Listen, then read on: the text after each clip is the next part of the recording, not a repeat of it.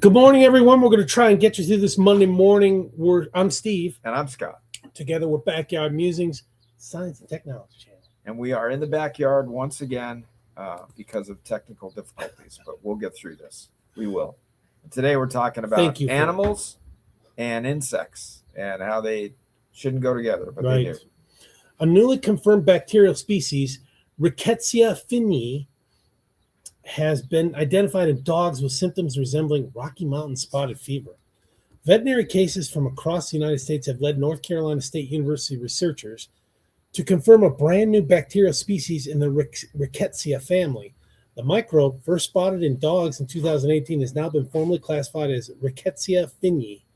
In dogs, infections have been linked to an illness that can look a lot like Rocky Mountain spotted fever. So far, that's an RMSF for short. So far, there's no evidence that the bacterium has infected people. Would you like to know more? What makes the finding especially noteworthy is whether these bacteria live and how they spread. Spotted fever group, Rickettsia, which is transmitted by ticks, includes some of the most medically important tick-borne germs known, and the group already contains more than 25 species worldwide. The best known is R. Rickettsia, which causes RMSF, and it is among the most dangerous members of the genus. This is bad news for dogs and cats. I can't believe that they haven't. These things don't affect humans. I don't know about that. That's good. I've heard about that Rocky Mountain spotted fever. What'd you hear about it? Somebody that lives in Colorado. They had some issues with ticks. So, for pet owners and veterinarians, the challenge is that RMSF and related infections can start with broad, non-specific signs. Dogs and people can develop fever and lethargy, along with symptoms tied to irritation of blood vessels, including swelling, rash, and pain. These overlaps are one reason researchers pay close attention when a new Rickettsia shows up in clinical samples. All right. Quote, we first reported the novel species of Rickettsia in a 2020 case series involving 3 dogs. This is according to Barbara Orollo. Carollo? Okay. Associate research professor at NC State and corresponding author of the new study.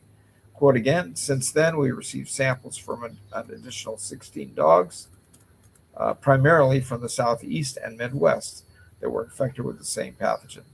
We were also able to culture the new species from the blood of one of the naturally infected dogs in that group. Unquote. These bacteria are notoriously hard to study. Rickettsia are intracellular, meaning they grow inside cells rather than thriving easily on a lab dish.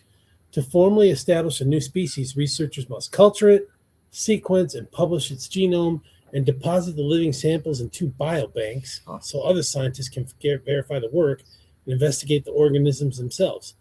That's interesting. Yeah. Carollo's team succeeded in culturing bacterium from an infected dog, clearing a major hurdle that often slows progress in tick-borne disease research.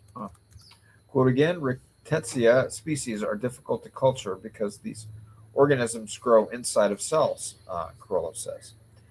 We're going on with the quote. While we haven't been able to confirm which tick species transmit it yet, we think that it may be associated with a Lone Star tick because a research group in Oklahoma found R. finnyi DNA in a Lone Star tick, unquote. In Texas, they make them big, right? I guess so. The researchers named the new species Rickettsia finnyi after Finney, the first dog they found it in. Quote, by naming it after an individual dog, we wanted to honor all companion dogs that have contributed to the discovery of new pathogens that could cause serious illness in both dogs and humans, Carollo says. Okay. Yeah. Ticks are nasty. Yeah.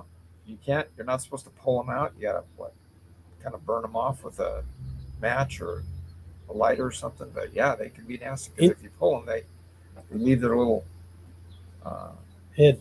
Call them the head or the sword or whatever, the spine or spike or whatever it is inside. Interesting story. When we first got to Iraq, this is in 2004. We rolled up to the area where we were supposed to be, and the unit that was there, they were going to roll out, and so they were setting up trailers for us to use, but that was like a month away. So they put us up in these tents, and in the one, There was like it was like an office area and partitioned in the back were two beds for like the first sergeant and the company commander, right? And the front of it was like admin area, right? Partitioned with the doorway. So two of my buddies, fellow captains, they slept back there in the beds, and I was like, nah, I'll just sleep out here on a cot, in this area out here. Gotcha. They got tick. They were bit by ticks. Ouch. And got like Lyme disease over there. And I didn't, because I didn't sleep in those beds. This was like mattresses. So what did they do with the beds? Did they burn them? I don't know. I can't remember. I mean, they were little foam things, Yeah. little foam mattresses, and and then you put your sleeping bag on top of it. But they got. Are they sure they weren't from the sleeping bags? Well, where else would they be from? They didn't have it before they slept in those beds back there.